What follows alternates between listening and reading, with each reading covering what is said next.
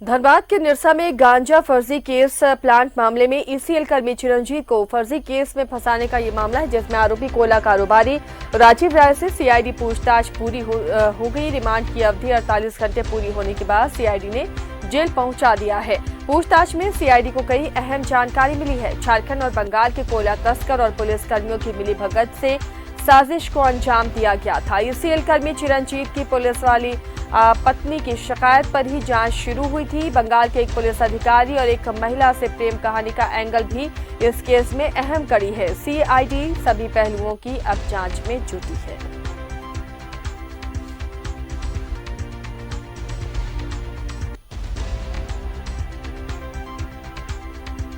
हमारे सहयोगी अभिषेक जुड़ चुके हैं अपडेट के साथ। अभिषेक, इस मामले में अब पूछताछ पूरी हो गई है, सभी पहलुओं की जांच कर रही है सीआईडी। क्या अहम जानकारी मिल पा रही है? देखिए आसिया, इस मामले में अभी जो जानकारी मिली है उसमें पुलिस को कई साक्ष्य मिले हैं। खासतौर पे बंगाल और झारखंड के जो कोयला तस्कर हैं उनका नेक्सस, उनका इस पूरे मामले में इन्वॉल्वमेंट सामने आया है। और दूसरी बड़ी बात यह है कि इस पूरे प्रकरण में एक पुलिस अधिकारी की जो प्रेम कहानी है, उसको आप एक तरफा प्रेम कहानी कहिए, प्रेम संबंध कहिए या कुछ भी कह लीजिए, वो बहुत चर्चा का विषय रहा है।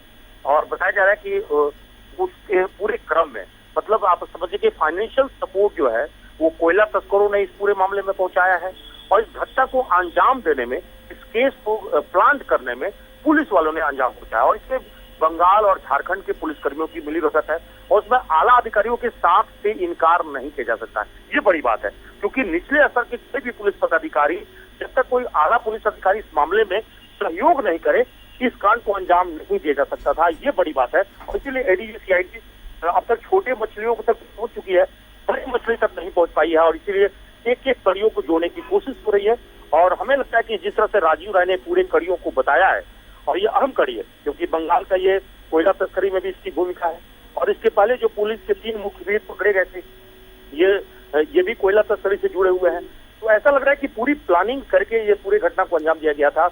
और इसमें करोड़ों रुपए की डील भी हुई होगी, इससे भी इनकार नहीं किया जा सकता। अब ये सवाल है कि आखिर किसके कहने पर ये सब कुछ हुआ, क्योंकि एक आला पुलिस अधिकारी जो बंगाल के हैं, जिनके बारे में एडीजी सीआईडी ने पिछली बार भी कहा था कि उनसे भी पूछताछ की जरूरत पड़ेगी, सारा उनका था।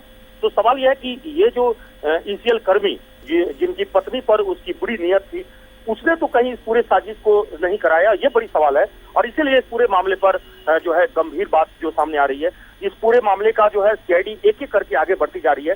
तो सवाल यही है कि ये प्रेम का मामला है या कुछ और है, लेकिन कुछ ऐसी बात जरूर आई है कि इस प्रेम कहानी में पैसे का भी खेल हुआ है। और इस तस्करी कांड में पूरी तरह से एक फर्जी मामला बनाया गया था, जिस मामले में ईसीएल कर्मी को फंसाने की साजिश रची गई थी और बाद में वो बेकसूर निकला।